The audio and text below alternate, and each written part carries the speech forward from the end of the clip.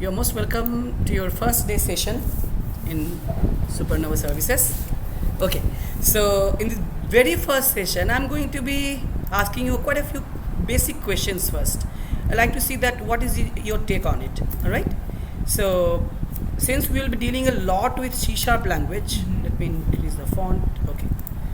So we'll be dealing a lot with C# language. So there are a few fundamental things I'd like to ask you if you can answer me. Very simple. All right. I'm not going to be asking you like what are data types like integers and doubles, because I guess that you might know them, right? Like data types in any programming languages. You know, there are fundamentally two kinds of data types. One you can call it numeric types, and the other one is alphanumeric, or you can call it string type, right? So this is the basic one, the fundamental one. Now the numeric types can be further be subdivided into something which are countable like integers, okay, and something which are like which are in fractions, right? Fraction. So like decimals, which have got decimal figures. So basically in C# we have integer types, and fraction types or decimal types are basically called as double, right?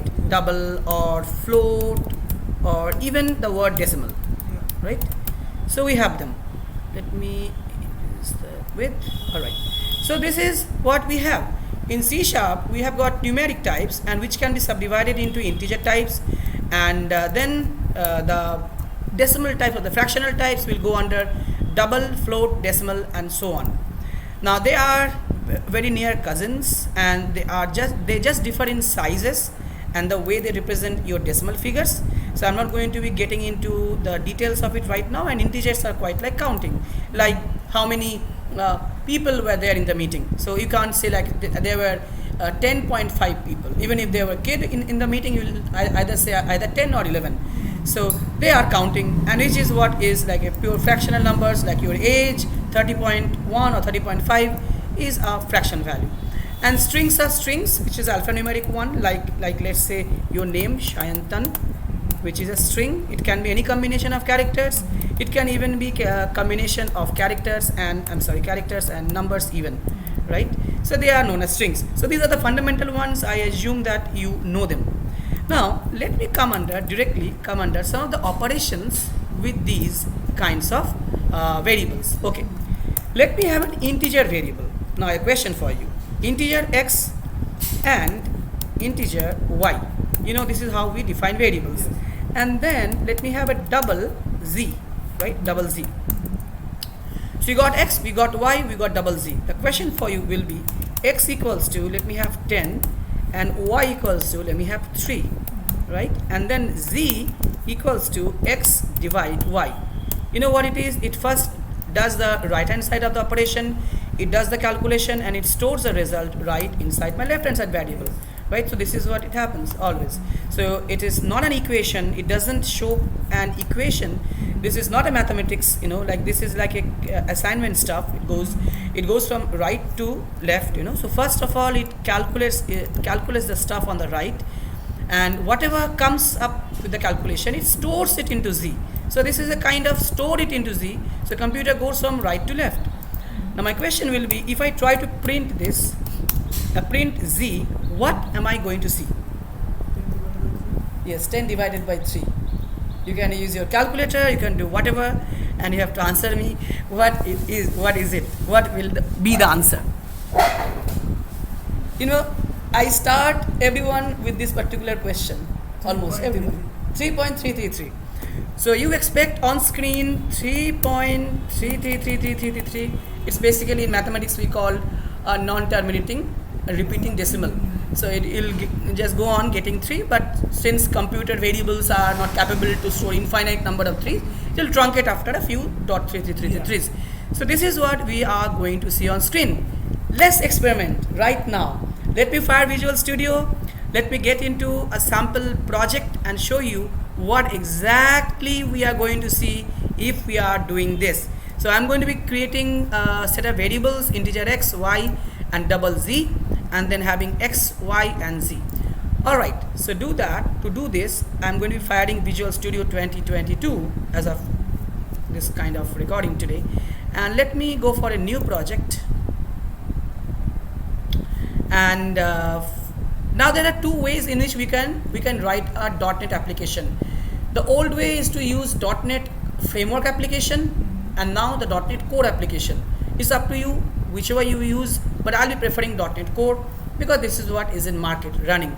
.NET framework is good enough, it is very nice, it is very robust, it has got a lot of controls, lot of supports, but unfortunately .NET framework will cease to exist slowly but surely. You will not get support from it, so naturally people will choose .NET Core over .NET framework.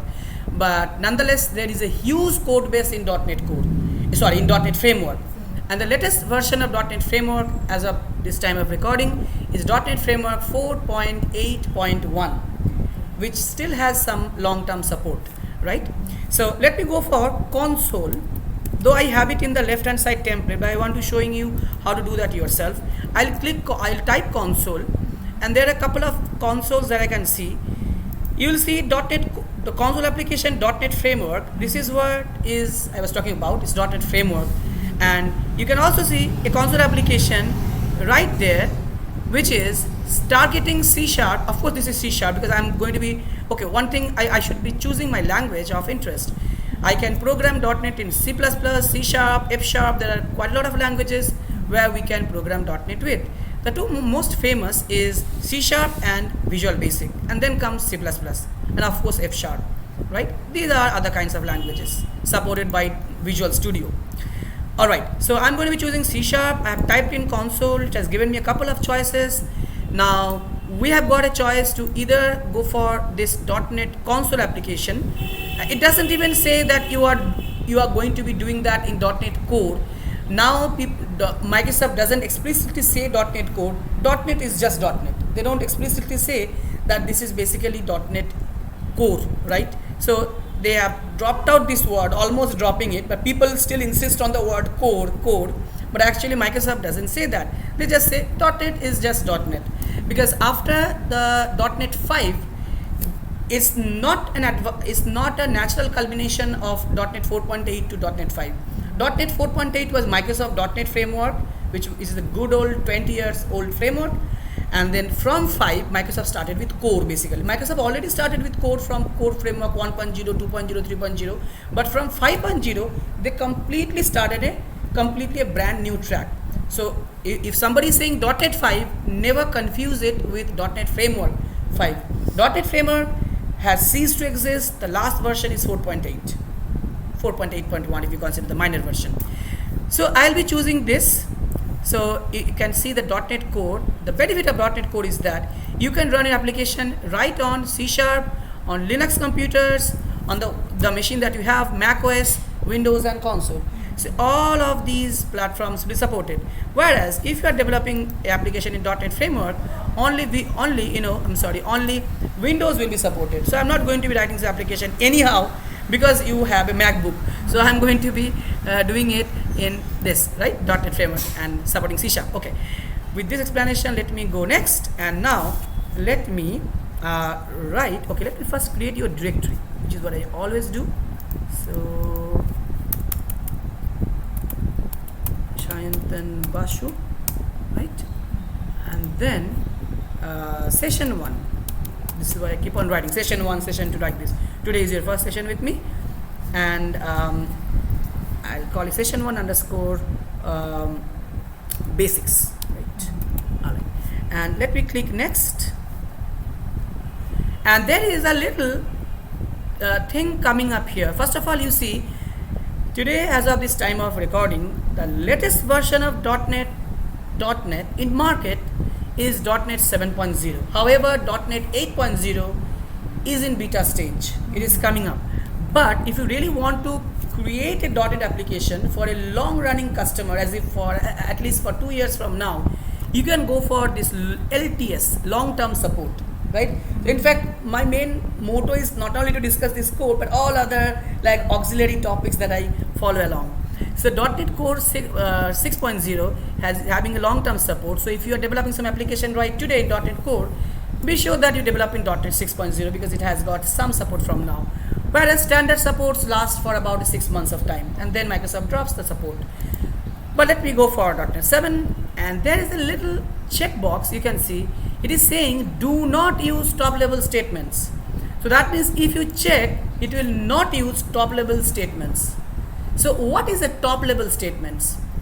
Well, if you know, if you little bit know about Python, okay, let me little bit talk about, Python. If you write a Python programming language, you need nothing. You can, to print hello world on screen, you'll just need a print command and you'll just say hello world, and that's it.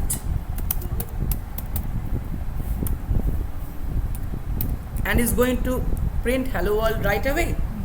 You don't have to be setting up a void main, right? Void main. You don't have to set up a class even, right? So these kind of statements where you write directly on the programming interface, in your programming file, and you run it, this kind of statements are known as top level statements. That is, you don't have to be embracing this code inside any function.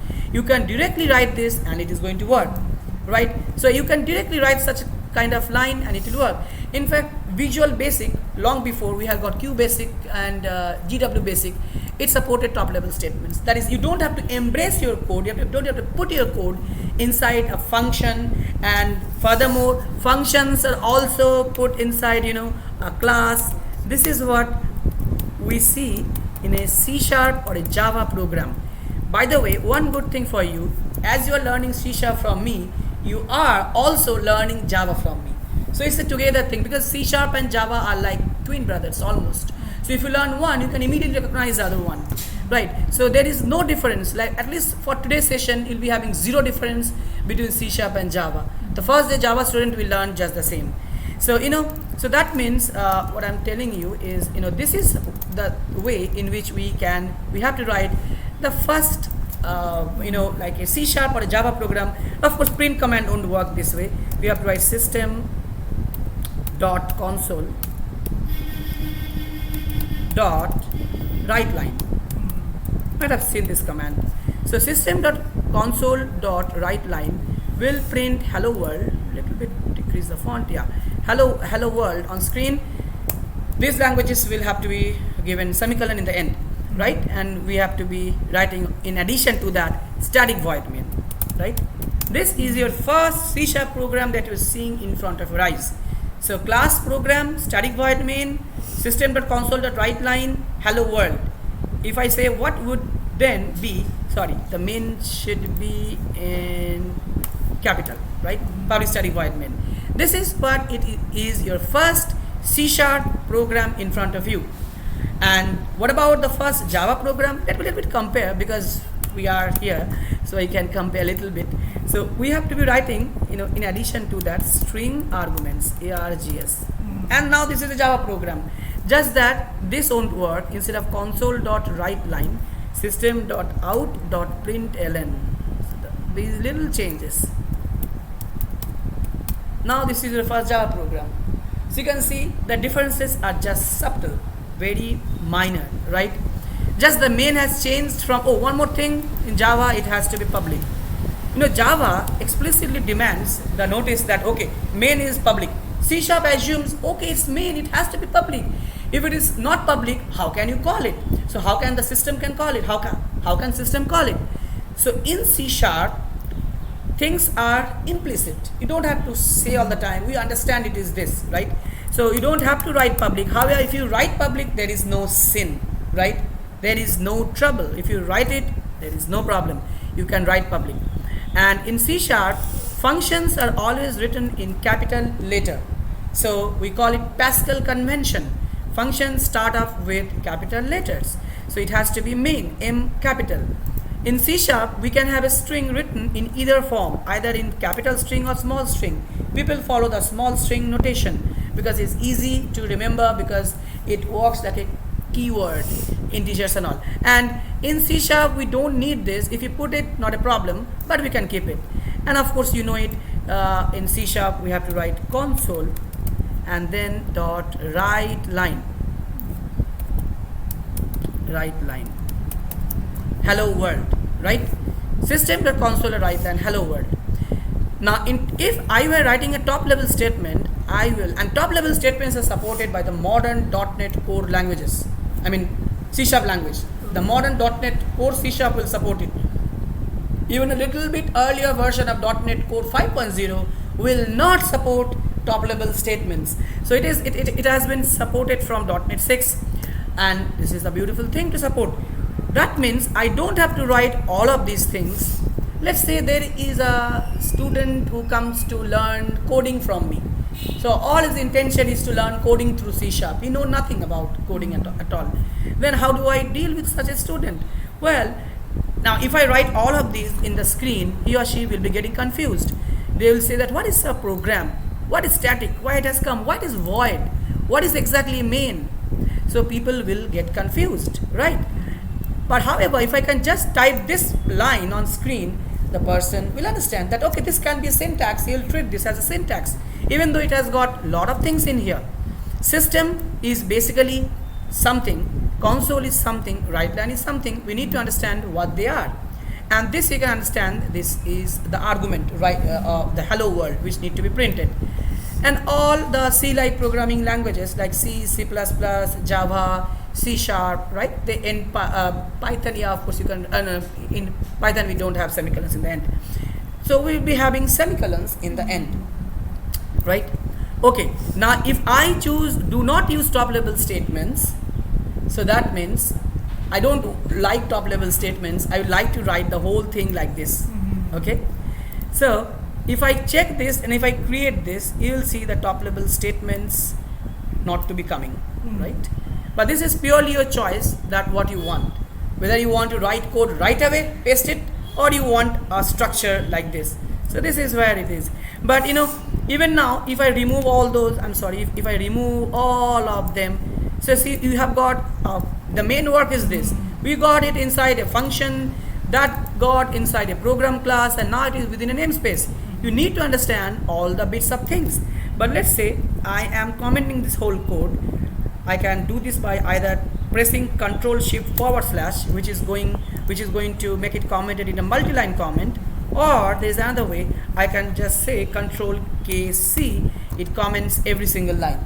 So Ctrl+KC will comment it individually, and also again Ctrl+KU will uncomment it. Okay, let me press Ctrl+KC, and then now I put it directly like this? Yes, we can. Now this becomes a top level statements. But the point to notice is that you cannot have more than one top level statement files. You can just have one, and that will be considered as the main unit of your program, as an entrance of this program. And one another warning, you cannot have top level statement and main function both together in a program, maybe in two isolated files. Let's say in one file you have got top level statements, one file you got a main. Our system will get confused. It will think, it will be in a thought process that which one to start, because the one that is just having the top level statements, system would like to call such a file first, thinking this as a startup file. So that means having a top level statements mean that you want to start that file right away, right? So it's up to you whether you use top level statements or you use like this. But my preference is always to use this one, because ultimately you have to be doing this. Only one file will be allowed, but after that you have to be using this syntax. So why not to start from the beginning? So Ctrl+KU. All right. Now we are within here. Oh, okay. Our question was this.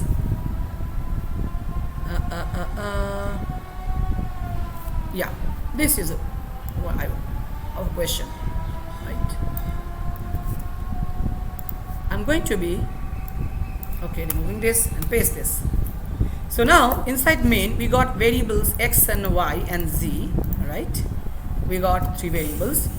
I have made a computation x divide y, got it inside z, and now I want to print z. Now the printing is console.writeLine, but it can be shorthanded to just typing CW and pressing the tab in your keyboard twice. Tab, just tab once will do it. CW tab, it works. I want to print z, right? So with all of them, let me run this program. As I press F5, the program will start, or I can click that start button. is going to be coming up with the answer, but it quite didn't stand. Usually, in your new computer, in the new machine, newly installed Visual Studio, you'll have it halted for a while. But I stopped it because I don't like custom halting. I want the halt to be given by my program. So the way to halt it will be console.read key. Okay, that will halt me in a dummy input, and I can see the output on screen. So your thought was that we'll be seeing 3.333333 like this. Let me run this one more time and show you what exactly will come up on screen. It is just 3. It is just 3. Oh, because the division of first integer. Yes. Let me tell you one little point about MS Paint. Yep.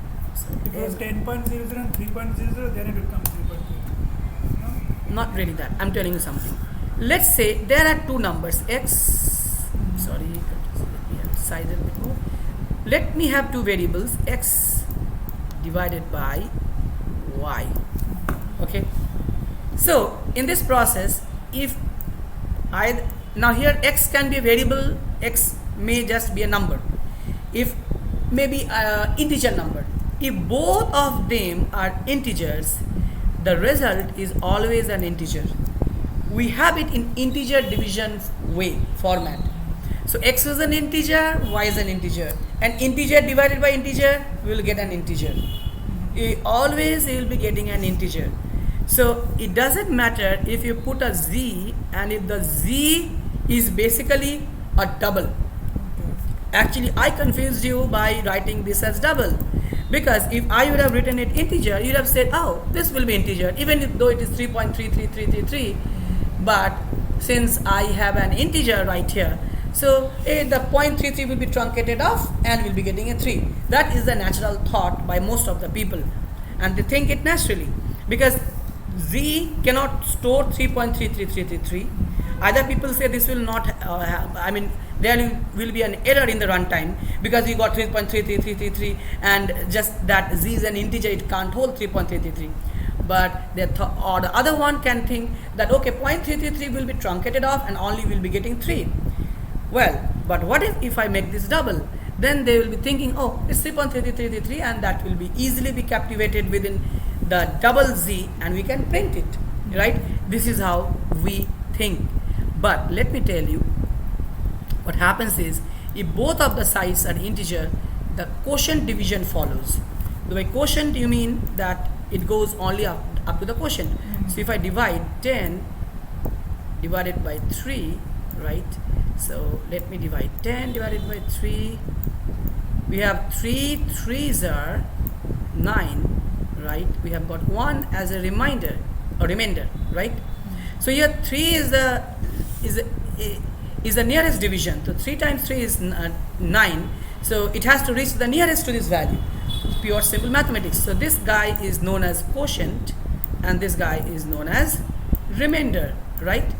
So this is the point. So that means if I divide integer by integer, what we get is the quotient. So let me now, so there is no value of having it double, because anyway it will be receiving an integer. The question is, there are two questions then. Two questions. The first question will be, how then we get 3.333? First question. Second question is, okay, if you have got quotient, can I get the remainder too? There are two questions that naturally comes in. Okay, so let me do one thing. Since I am not getting, so there is no value of keeping it double, let me keep it integer. And let me rename this to Q being quotient. Quotient, quotient. And I have to be changing everywhere the variable that existed. So I have to be renaming everywhere. So instead of going and changing everywhere manually, Visual Studio supports code refactoring. That means staying at this place of change, update, you can hit Control dot, and that pulls up a little menu that says that rename Z to quotient. I'll just hit enter. It does it automatically. So Control dot, oh you are left-handed? Yeah. Oh, wonderful. So Control dot is actually a beautiful thing in which you can actually, you can do a lot of things. You can create functions, you can rename stuff, you can pull up a NuGet package reference. So Control dot is a powerful Visual Studio stuff. Control dot, yeah. So it renamed effortlessly. Let me run it one more time and you'll see the same output, right? Because it is 3. I'm going to be explicit. I'm going to be typing this as quotient, quotient, quotient being the quotient, right? So this is my quotient. The second thing will be, okay, if I get the quotient, is there a way to get the remainder? Yes, there is. Now I can again hit enter, type int and change stuff. Instead I can hit just Ctrl D to make a copy of the line down below. This is another great feature. So I just hit Ctrl D. Lot of big lines can hit by just be copied and pasted hitting Ctrl D. This is not only a feature of Visual Studio but a feature of all the good editors, even including Notepad++, right? So yeah, I'm going. So I can just write remainder. And how can I now calculate my remainder? Okay, now let me tell you what is this remainder.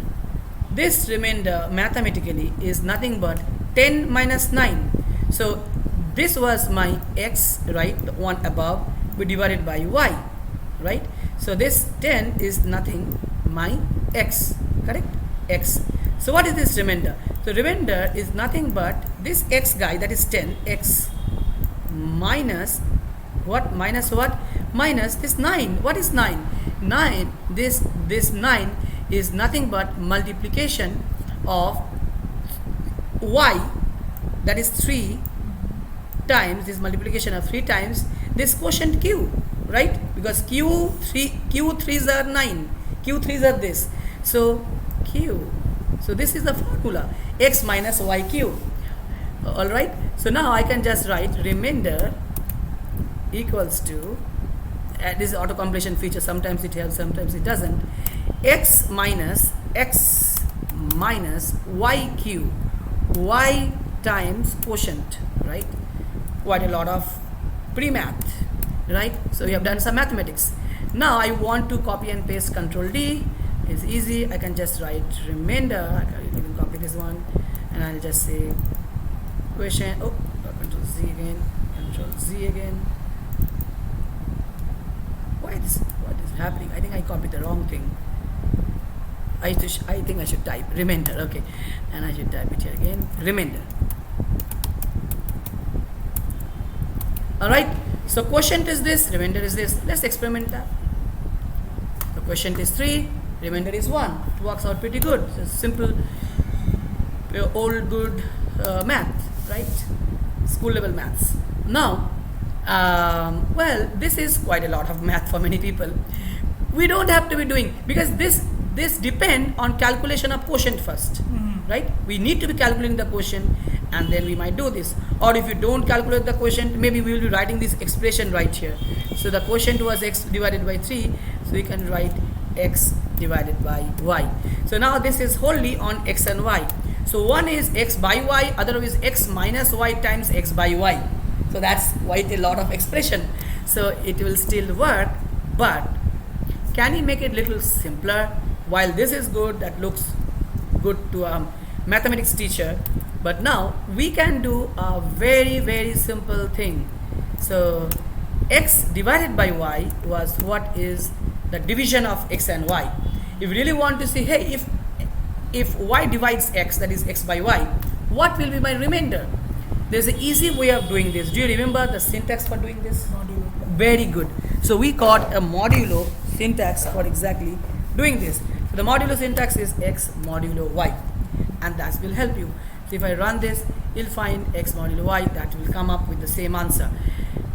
Very neat, very good. Now the question is, okay, now that we got the quotient, we got the remainder, now we want the true division, which should definitely be a double, like the result. I call it result, the true division result. How can I exactly get the result, which is the actual one, right? Equals to what? How can I calculate the exact result? Let me write result, the true result, right?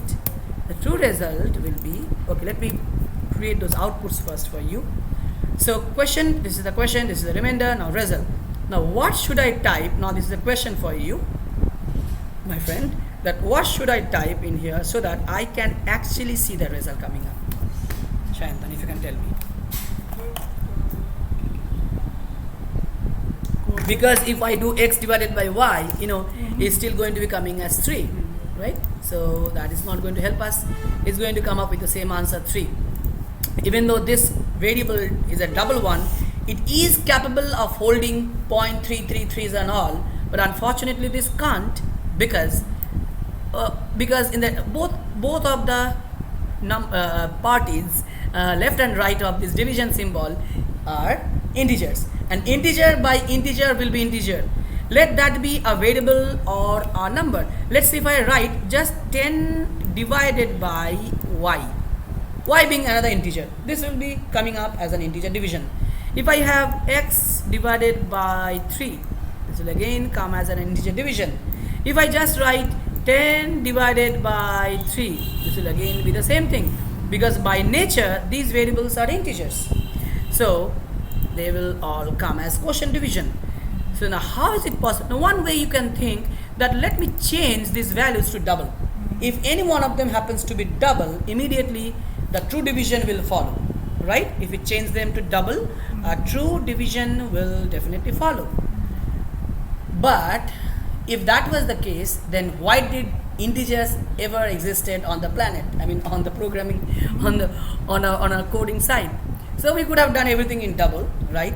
Integers restrict us from entering the wrong values. Like let's say if I tell you that how many people were in the meeting, by mistake you can't say 10.5. You are constrained to write either 10 or 11. So integer variables are variables which constrains you to write data in the right way, right? Let's say you got your birthday party, you got 10 chocolates you purchased from market. You can't buy 10.5 chocolates, they won't give you, and there are 3 kids. You can't call 3.5 kids. But once you buy those chocolates and if you want to distribute them to the kids, at that time you can divide one of the chocolate in 3 halves, right? So it's possible physically, but while buying chocolate you can't have fractional chocolates and you can't have fractional kids, right? But you can definitely divide 3.333. So that means I cannot change these 2 variables to doubles. That will be against the rule of nature. We should not do that. So now how exactly we can do this then? Any answer, any thought? X divided by plus quotient divided by remainder, or remainder divided by quotient. 1 divided by 3. Good, there is 3, and then again dividing that remainder by that y again. So that will add up for the extra thing. You had a good thought, but unfortunately that remainder, my brother, that remainder is again an integer. The remainder is again, what is the answer is, okay, let me divide this. So we got this, we got this divided, and we are left up with this. Why not we divide this by 3 again and add up with this one? It's a brilliant thought. I really like it. I want to really listen. This kind of innovative thoughts. So remainder again divided by this y, because y in our case is 3. But unfortunately this term will always come as 0, because this is 1 and divided by 3. 3 cannot divide 1, so 3 zeros are 0 will come up, leaving that 1 again. It will eject that one. It will not like that one, right? So 1 divided by 3, I guess that you're getting the point. So if I divide this by 3 again, so 1 divided by 3, so if you divide it by 3, 1, I'm coming here, okay? So you can't have a nearest match. So only nearest match is multiplied by 0. 3 zeros are 0, and the 1 will again come up down below. So there it is not helping us. But a good answer indeed. It's a good mathematical answer. Now, what was your stream, by the way? Science. Science stream. Okay. So okay, science mechanical. Of course, you are good at math, definitely. So x divided by y. So you can't help this, but there is a way. It's very simple. Cast either of them variables for the sake of calculation to a double. So I'd like to cast this to double, and we are done. Finished. So these are the pretty small things which get slipped. Once you learn more and more things, but these things get slipped out, and then we get problems again. So that's why I want to attack on those little small things. So this double, we have to be casting out double from it. We can do it in either side, but this is overdoing things, you don't have to do things. Either you do it on the left side or the right side, and then then the calculation will proceed in a usual normal way. It has gone good far, and then last was rounded to something. Okay, so this is what happened, right? I guess that you understood this. Now based on this, there are a lot of questions that I can give you. Okay, let me pull up one little question. There are a few questions, not now, you will be trying at your home, right? So one question is, first of all, I have not taught you how to input integers from a user, but let's assume it. Let's have a time value, and let's fix up the time to some large seconds. Okay, what you have to do is that you have to get the hours, minutes and seconds from it. So this is a large time, and you have to be getting hours, minutes and seconds from it. It's very easy, and everybody can do this. Almost 95% people can do this. Okay, this is one of the question. So that means this will be ultimately be converted into hours, minutes and seconds.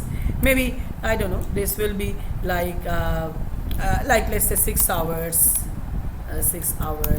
and then 23 minutes and then 4 seconds, like this. Seconds can't go beyond 59, right? Yeah. Minutes can go beyond 59, and hours can grow as large as possible. We don't mind, right? I might expand this to days, hours, minutes and seconds, but for now it's good to have on hours, minutes and seconds. Okay, and don't use large divisions. Don't divide by 3600 anywhere. Just want to tell you one thing, don't divide by large numbers. Try to do it in simple steps. Okay, and you can do it. This is one of the problem. There is another good problem that I give to my students, which is really good one. This will take some of your mind, and this will be like this. Let's say, we are having a shop which accepts in cash.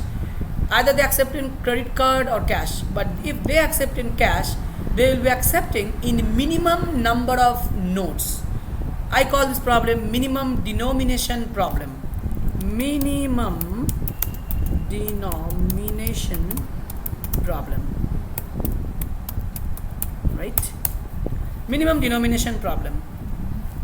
Let's talk denomination. I'm sorry. Yeah, minimum denomination problem. Banks, like denominations are like those notes. Let's say you are going to buy something which is a price. And now once again I will be assuming the price of the item. Let's say the price, and I'm not asking from the user. It's fine that we can do the calculation. So let's say someone is buying something like 19,761, and now this has to be broken down into minimum notes, starting from the largest one. You can pay the largest one in 2000s first, and then you will be gradually be coming down. Now in India, the largest note available is 2000, and then we have got 500, and then we have got 200, and then we got 100, then we got 50, then we got 20, we got 10, we got 5, we got 2, we got 1, right? The current status. So let's start with 2000. It will write like this: 2000, it will write like this, cross, like it will be 9 times 2000, which will come to 18,000. So 18,000 ped. We are left over 1,971. How much we are left up with? We are left up to 1,961. You don't have to write this. I'm just kind of telling you, right? You all have to be printing only this guy, like 2000 9 notes, that makes 1,000, 18,000, and then will come 500. So 500 times 3, it will come to 1,500. What is left over is 1,500. So if we subtract 1,500, how much it comes? 400, right? 461 is what we are left over with. Now the next thing is we will be now dispensing 200s, because we have 200 rupees notes. I love these 200s really very much. This is what is really, really helpful. Apart from those 2000s, which are now no more in the market almost, but 200s are really cool. So 200 times 2 will make it 400, right? Now what we are left up with, only 61. Now no 100 will come up because it's nowhere in the scene. 50 will come up. 50 times 1 equals to 50. So I'm sorry that the indentation is getting lost. I know I don't worry about indentation here. So this will be only 11 rupees left right now. Without that, after that, only 11 rupees will be left, right? And now 10 rupees, 20 rupees, nowhere in the scene, because the notes that will not be included will not be printed also. So we got 10 rupees right here. Beautiful. Now we got only 1 rupee note left. So we can write 1 rupee note. So the right hand side is always a quantity, which is 1 rupee. So this will be the break. I don't want to see these values. If you want, you can, but primarily I want this one. This is a good math. This is a good thought. Now, right now, if you think that you can manage arrays, you can manage loops also, you should think it in a more general values. If you think you know arrays, you can put them in an array, like the possible allowed denominations. So like, let's say in an array, we write array syntax like this, as I just told you in the beginning of the session. Like we have array syntax like this, okay? So this is a string array. Now here, what I can tell you is you can create, now this is not a requirement as of now. If you can do it, this can be done using simple if statements, okay? But if you think if you are good at arrays and loops, you can write it this way: integer array, my denominations array, and that you can include those values, okay? You can include, let's say you are working in Canada use Canadian dollars, right? Okay, now we can actually have the largest one being 100, I think so, and then we have got 50, and then the lower down I think is 20, 10, 5, and definitely there will be 1. The unit has to be there. In coins. Yeah, that's fine. Because if you don't have units, it will be difficult to manage the last one, the last value. There will be $1 always, because that's the unity. So this is in Canadian system or the US dollars, the same thing, I think so. Yeah. Maybe $20 $20 they have in US, do you think? Yeah. 20, 25, I thought 25, I don't know.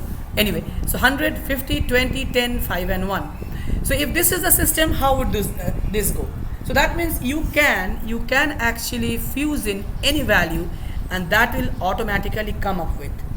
Okay, I'm just giving you some numericals because this is the first day session with you. I'm not sure how much you are good at basics of fundamentals of coding.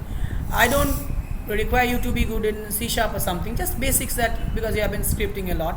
So those things just will make me feel comfortable. That's why I'm giving you these things, okay? So this is number one thing. If you can do it like using a lot of if statements, that is fine. And if you can put them in an array and try to exercise that using a loop, which is good, you can do them. Of course, why not? You can. And yeah, that is the question, right? So try out these two little questions as a part of your homework, and you can come up with a session tomorrow again. Okay, so I'm ending this session. Do you have any doubt or any questions regarding this? Anything?